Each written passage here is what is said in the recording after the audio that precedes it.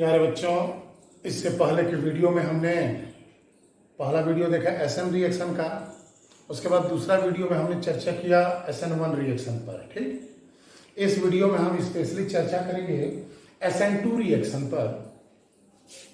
Second order, to मतलब second order. ठीक, second order nucleophilic substitution reaction SN2 path को देखेंगे और समझेंगे कि क्या हो रहा है।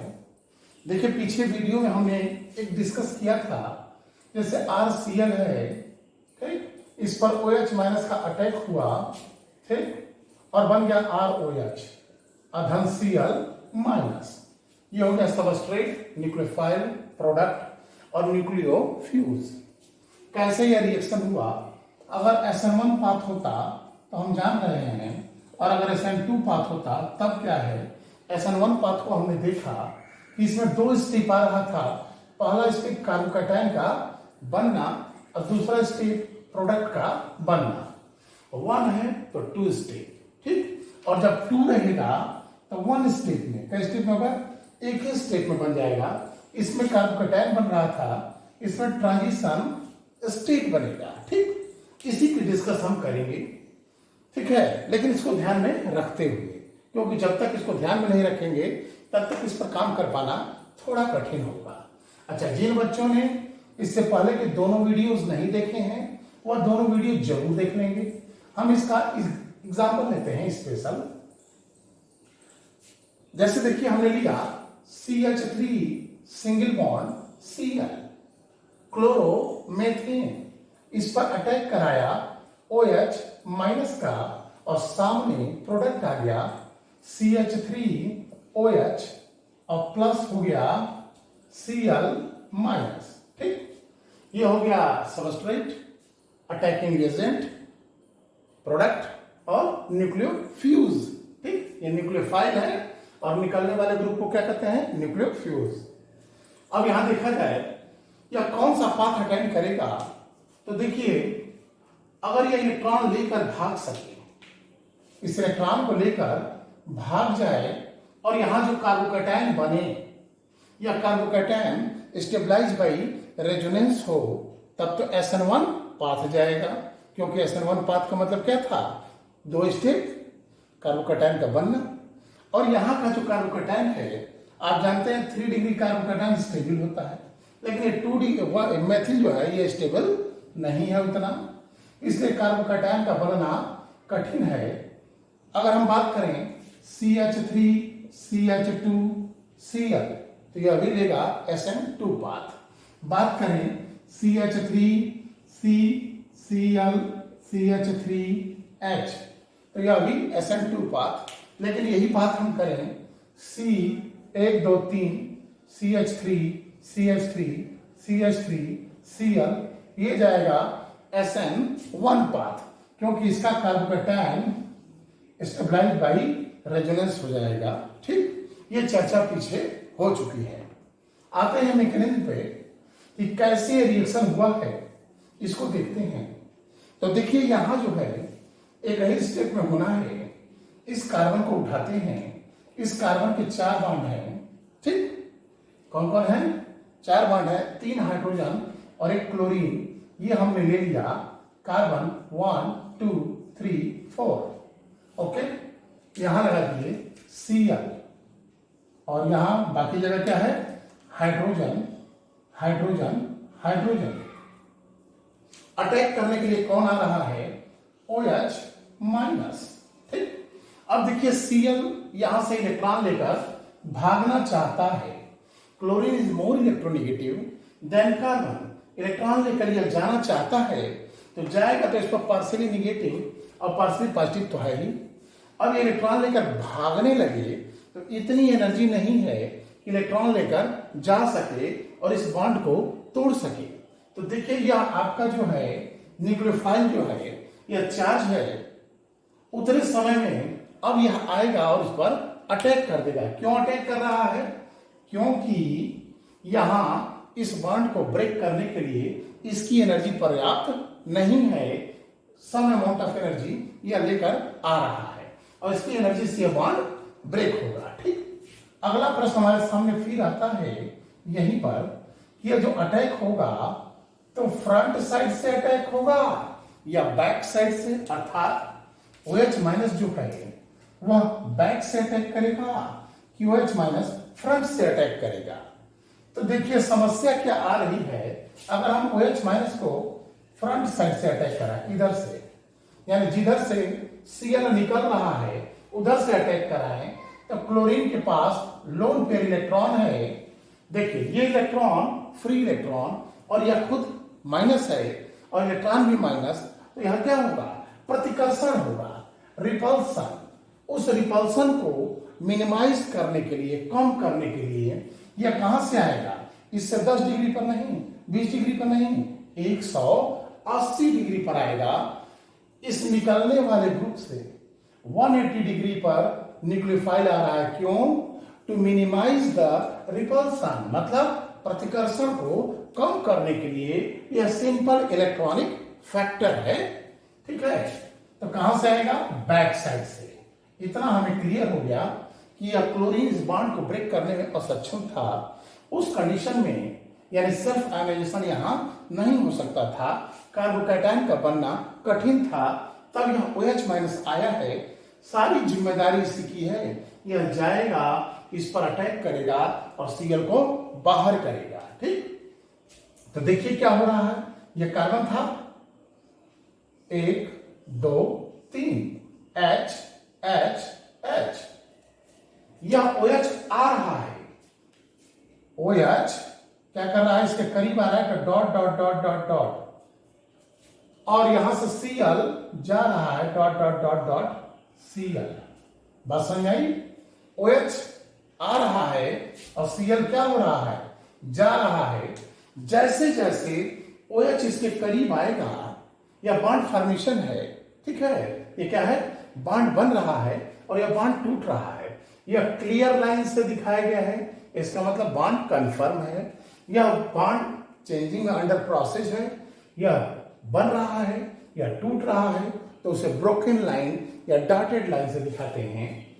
अब देखिए जैसे जैसे ये इसके करीब आएगा, इसका निगेटिव चार्ज डाउन होने लगेगा, इसका माइनस चार्ज घटने लगेगा जैसे जैसे करीब आएगा, और वह यह क्या होगा, दूर होता जाएगा। और जब यह दूर होता जाएगा तो इस पर निगेटिव चार्ज डेवलप होगा। देखिए बच्चे यही गड़बड़ी करते हैं। क्या गड़बड़ी करते हैं, यहां लिख देंगे माइनस और यहां लिख देंगे पार्शियली प्लस। प्लस और माइनस नहीं भाई, इसका चार्ज होगा डाउन, माइनस निगेटिव ही है ये, लेकिन ये चार्ज घट रहा है और इस पर चार्ज बढ़ रहा है। जैसे जैसे इस पर चार्ज डाउन होगा वैसे वैसे इस पर चार्ज डेवलप होगा। जैसे जैसे ये इसके करीब आएगा वैसे वैसे ये इससे दूर होता जाएगा। अटैचमेंट ऑफ OH और डिटैचमेंट ऑफ Cl बोथ आकर एट द सेम टाइम, एक ही समय में दोनों होगा। OH न्यूक्लियोफाइल का आना और न्यूक्लियोफ्यूज का जाना दोनों एक साथ होगा, एक ही समय में होगा। जब यह कंप्लीट अटैच हो जाएगा तो यह कंप्लीट डिटैच हो जाएगा, निकल जाएगा। तो यह हो गया हमारा ट्रांजिशन स्टेट। अब प्रोडक्ट की तरफ लॉन्च करते हैं। क्या प्रोडक्ट बनेगा, ये कार्बन है 1 2 3 4। ठीक, OH कहां लगा है, OH इससे 180 डिग्री पर आ रहा है। देखिए तो OH लगा है बैक साइड में। ठीक, OH बैक साइड में लगा है, आधान Cl माइनस, रिएक्शन हो गया। OH कहां लगा है, बैक साइड में लगा है, तो हम कहेंगे इन्वर्जन, INVERSION, इन्वर्जन हो रहा है। क्या हो रहा है, inversion of configuration back side से। अगर फ्रंट में लगा होता, यानी जिधर से Cl निकला है उधर ही OH बैठता, तो उसे कहते हैं रिटेंशन ऑफ कॉन्फिगरेशन। ये क्या है, इन्वर्जन ऑफ कॉन्फिगरेशन है। थोड़ा और देखा जाए, सिंगल स्टेप में मैकेनिज्म हो रही है, स्लो स्टेप।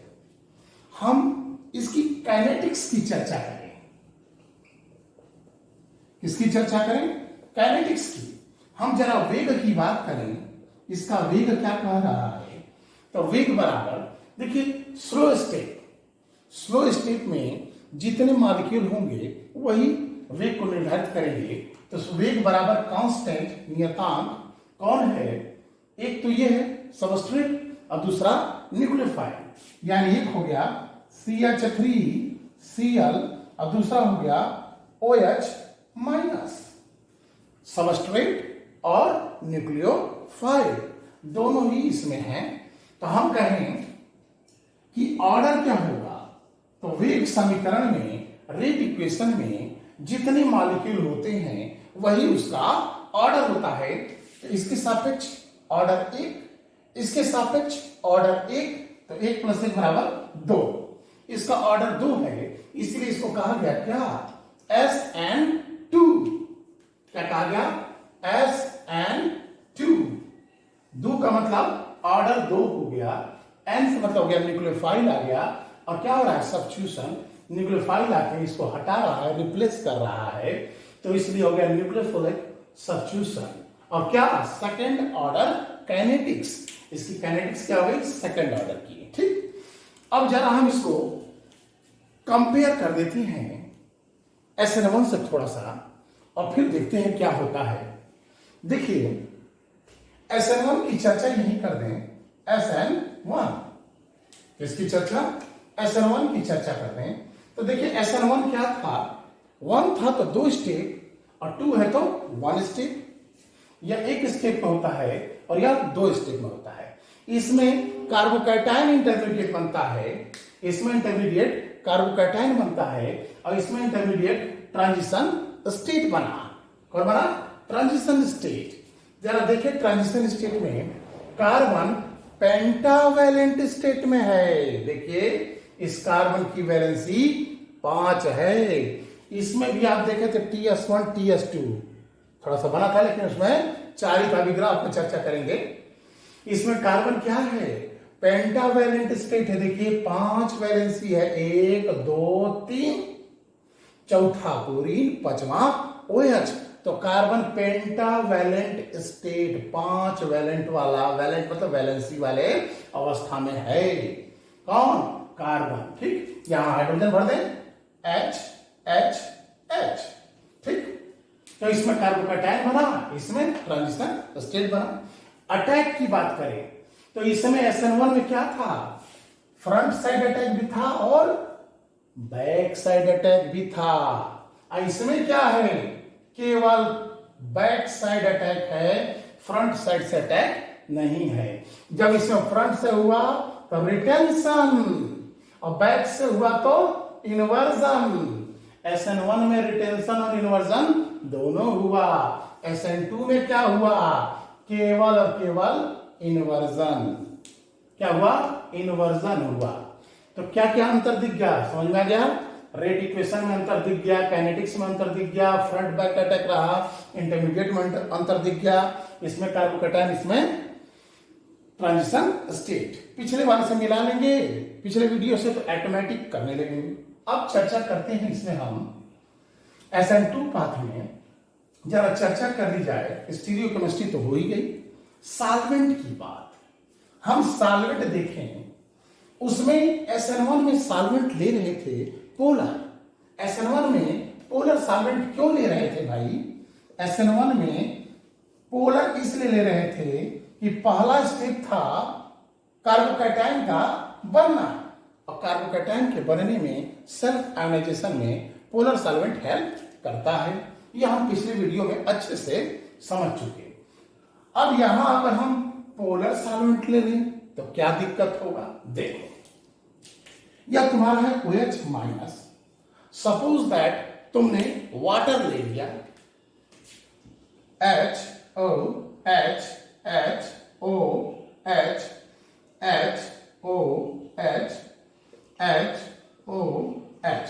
चलो इतने में समझते हैं। इसमें देखो, ये तुम्हारा जो है आंशिक ऋण है, आंशिक धन, ये भी आंशिक धन। ठीक, ये तुम्हारा हो गया निगेटिव आयन। कौन? ये निगेटिव आयन हो गया। अगर तुम्हारा सॉल्वेंट पोलर होगा तो ये देखो, या प्लस या माइनस एक अट्रैक्शन, या प्लस और माइनस एक अट्रैक्शन, या भी plus minus attraction, plus minus attraction. ये एक अट्रैक्शन बन रहा है, इसे कहेंगे आयन। माइनस है आयन और ये डाइपोल, ये क्या है? डाइपोल, प्लस और माइनस, आयन डाइपोल इंटरेक्शन। यह H बॉन्ड बन रहा है, पीछे 11 में पढ़े हो, H बॉन्डिंग है ये। कौन बॉन्डिंग है? H बॉन्डिंग, हाइड्रोजन बॉन्ड बना रहा है यहां पर। लेकिन तुम इसको जानो, आयन डाइपोल इंटरेक्शन तो है ये है, क्योंकि यह आयन है और ये क्या है? डाइपोल। तो एक घेरा बन गया वाटर मॉलिक्यूल का या पोलर सॉल्वेंट का, एक क्या बन गया? घेरा बन गया। तब घेरा बनने से दिक्कत क्या होगी? देखो भाई, इसका काम क्या है? काम में अगर हेल्प करो तो इसका मतलब है कि वही होना चाहिए, और काम में विरोध करो तो उसे नहीं ना लेना होगा। अगर हम पोलर सॉल्वेंट ले लें तो इसके चारों ओर पोलर सॉल्वेंट का एक घेरा बन जाएगा, घेरा बन जाएगा, और इसकी कुछ एनर्जी उस सॉल्वेंट के घेरे को तोड़ने में लग जाएगी। और जब इसकी एनर्जी तोड़ने में लग जाएगी तो फिर आगे बढ़ा यहां, फिर इसको घेर लिया गया। अब यहां जब आके अटैक करेगा तो इसकी एनर्जी डाउन, और जब एनर्जी डाउन तो Cl को निकाल पाएगा नहीं, दिक्कत महसूस होगी। तो इसलिए हम पोलर सॉल्वेंट नहीं लेंगे। SN1 में पोलर सॉल्वेंट ले रहे थे क्योंकि पोलर हेल्प कर रहा था आयोनाइजेशन में, कार्बोकैटायन बनाने में। SN2 में नॉन पोलर लेंगे, ऐसा लेंगे, यानी पोलर सॉल्वेंट नहीं लेंगे यहां। तो यहां नॉन पोलर और यहां SN1 में पोलर और SN2 में नॉन पोलर। ठीक, ऐसा क्यों? क्योंकि इसके चारों तरफ ये घेरा बना देगा, और जब घेरा बना देगा तो इस पर अटैक करने में इसको क्या होगा? एनर्जी डाउन होगी इसकी। ठीक, और इसको जाके इस क्लोरीन को हटाना है, इसीलिए तो यहां था। अगली चर्चा हम देखिए इसके पोटेंशियल एनर्जी डायग्राम की कर देते हैं। इतना आपके दिमाग में बैठा है, यही खींच देते हैं डायग्राम, इसका डायग्राम खींच दिया जाए। तो देखिए ये हमारा हो गया, इस पर हम लेंगे पोटेंशियल एनर्जी, और ये हो गया रिएक्शन कोऑर्डिनेट, रिएक्शन कोऑर्डिनेट। यहां पर हमारा होता है रिएक्टेंट, इंटरमीडिएट, प्रोडक्ट, और यहां एनर्जी कम, और ज्यादा और ज्यादा और ज्यादा। ये रहा, देखिए हमने ले लिया रिएक्टेंट। अगर ग्राफ ऐसे आए, SN1 का ग्राफ जरा देखिए कैसे था, ये था। यहां कौन था? रिएक्टेंट। यहां कौन था? प्रोडक्ट। SN1 की बात कर रहे हैं। यहां कौन था? TS1। यहां कौन था? इंटरमीडिएट। यहां कौन था? TS2। ठीक, समझा नहीं बात? TS2, इसको मिटा दें, चलिए इसको मिटा देते हैं। हम SN1 का ग्राफ प्लॉट कर दिए, SN2 का ग्राफ प्लॉट कर दिए। यहीं देखिए ये हो गया रिएक्शन प्रोग्रेस या रिएक्शन कोऑर्डिनेट, और ये हो गया हमारा क्या? Potential energy. यहां हो गया रिएक्टेंट, ये देखिए ऐसे आएगा। यहां हो गया प्रोडक्ट, और यहां हो गया ट्रांजिशन स्टेट। हाई किसका ग्राफ है? SN1 का। हाई किसका ग्राफ है? SN2 का। समझिए दोनों में अंतर क्या रहा? हाई ट्रांजिशन स्टेट 1 है। इसमें क्या हुआ था? एग्जांपल ले लें जरा तो और क्लियर होने लगेगा। आप लिए थे 3 डिग्री कार्बोकैटायन, यही ना था, और Cl, Me, Me, Me। यहां क्या हुआ था? यह बॉन्ड धीरे धीरे टूटने जा रहा है, यानी यह चार्ज हो रहा है, पार्शियली नेगेटिव पार्शियली पॉजिटिव। धीरे धीरे इसकी एनर्जी बढ़ रही है, क्यों? पोलराइज हो रहा है। फिर यह Cl भाग गया, यह था TS1, ट्रांजिशन स्टेट 1, यह रिएक्टेंट की शक्ल लिए था। फिर यह भाग गया तो इतनी एनर्जी घट गई, और घट गई तो इस पर हो गया प्लस हो गया तो बन गया इंटरमीडिएट। ये इंटरमीडिएट रहा कार्बोकैटायन, और फिर दूसरा OH माइनस आने लगा इसके पास, जब OH माइनस इसके पास आने लगा तो क्या हो गया, dot dot dot dot dot dot, इसका निगेटिव डाउन होने लगा और इसका पॉजिटिव, ठीक, पार्शियली पॉजिटिव पार्शियली निगेटिव।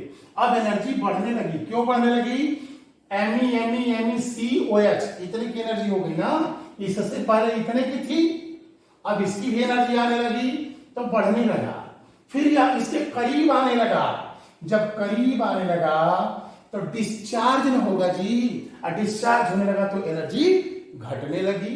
बात समझ गई, TS1 TS2 और इंटरमीडिएट कार्बोकैटायन, यहां C dot dot dot dot OH, यहां C dot dot dot dot Cl, आंशिक ऋण आंशिक धन, आंशिक ऋण आंशिक धन, ये न था।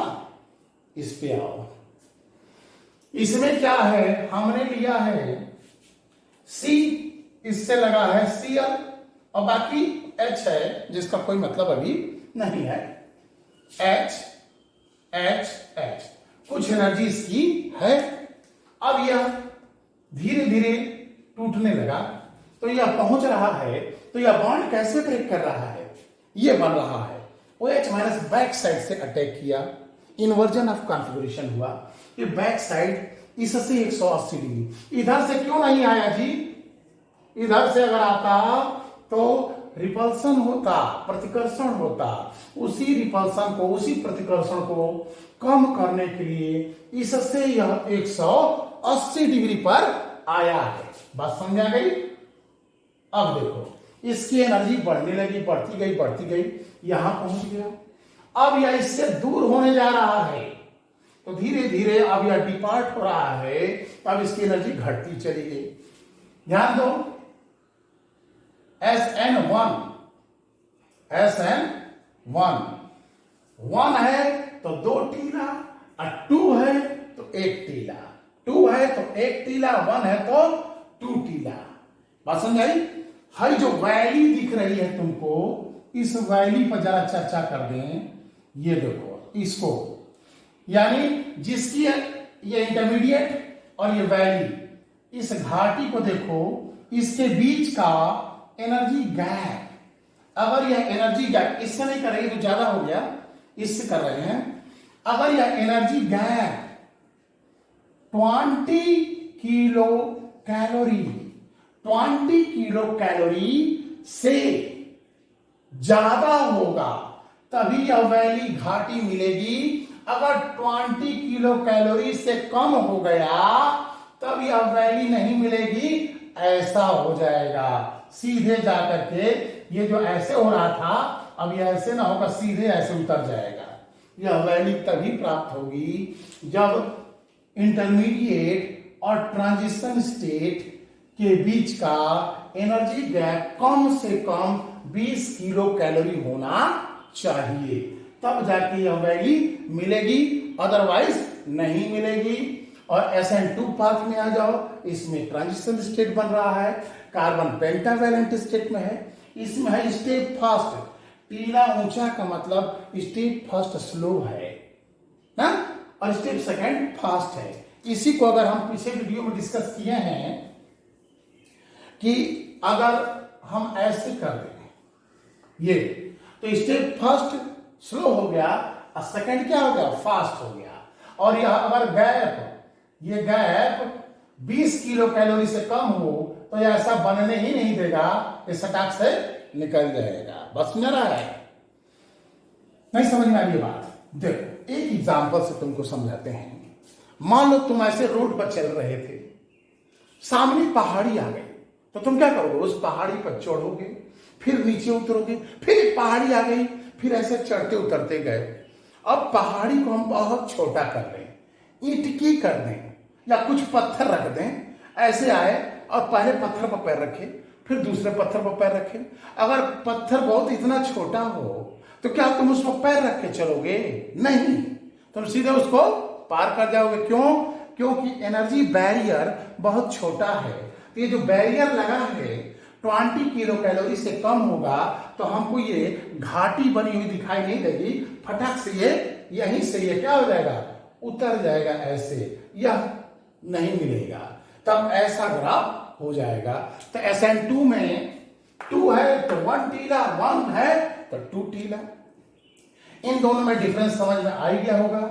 हमने यहां जो है डिस्कस किया। अब अगला वीडियो हमारा जो बनेगा SNI, क्या बनेगा?